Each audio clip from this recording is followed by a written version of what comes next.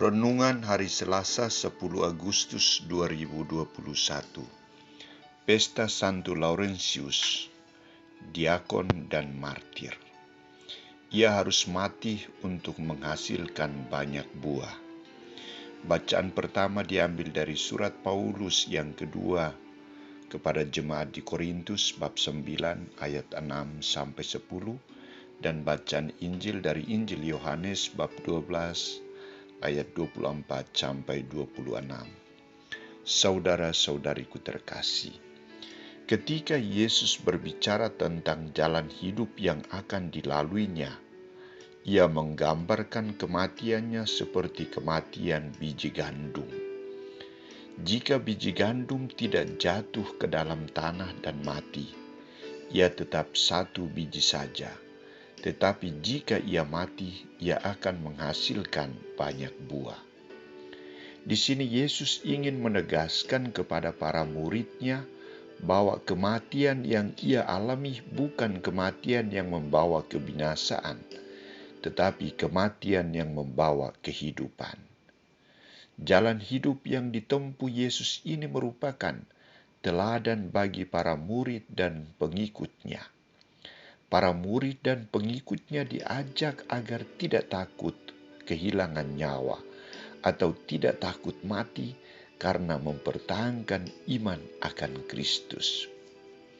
Ia mengajak para murid dan pengikutnya agar memiliki militansi iman yang kokoh dan kuat dan siap setia melakukan kehendak Allah.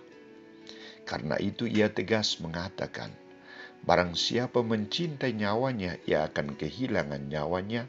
Tetapi barang siapa tidak mencintai nyawanya di dunia ini, ia akan memeliharanya untuk hidup yang kekal. Apa yang diungkapkan oleh Yesus ini ditunjukkan oleh Santo Laurentius dalam hidupnya. Hari ini gereja merayakan pesta Santo Laurentius. Ia termasuk salah satu dari ketujuh diakon yang bekerja membantu Sri Paus di Roma. Ia diberi tugas oleh Paus Sixtus II untuk mengurus harta kekayaan gereja dan membagi-bagikan derma kepada para fakir miskin di seluruh kota Roma. Ia juga melayani Sri Paus dalam setiap upacara keagamaan.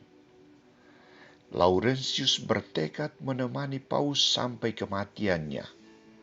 Kepada Paus ia berkata, "Aku akan menyertaimu kemana saja engkau pergi. Tidaklah pantas seorang imam agung Kristus pergi tanpa didampingi diakonnya." Sixtus terharu mendengar kata-kata Laurentius itu. Lalu ia berkata, "Janganlah sedih dan menangis, anakku. Aku tidak sendirian. Kristus menyertai aku, dan engkau 3 hari lagi engkau akan mengikuti aku ke dalam kemuliaan surgawi."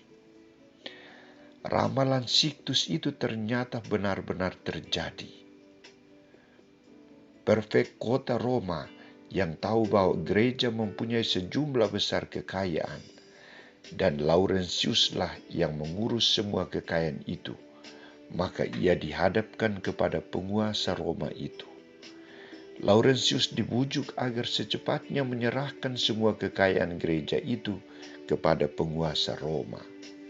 Dengan tenang Laurentius menjawab, "Baiklah Tuan, dalam waktu 3 hari aku akan menyerahkan semua kekayaan ini kepadamu."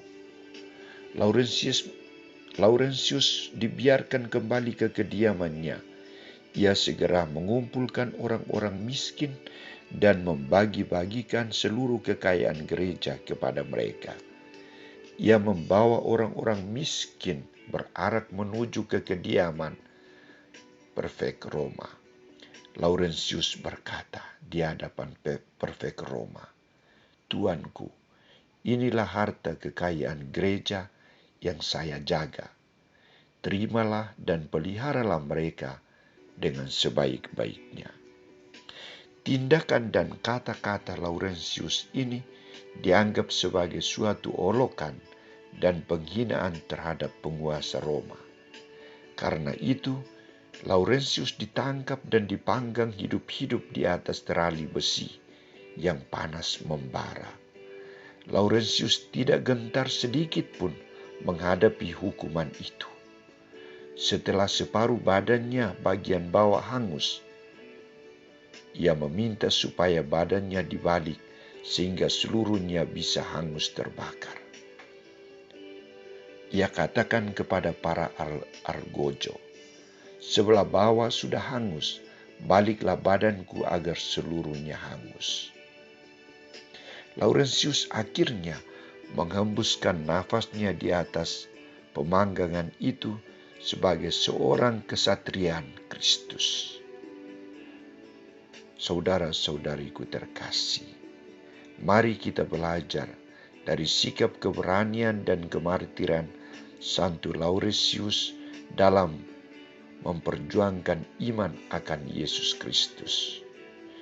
Santo Laurentius mendoakan kita dan memberikan teladan bagi kita agar kita kuat dan tangguh dalam mempertahankan dan memperjuangkan iman kita.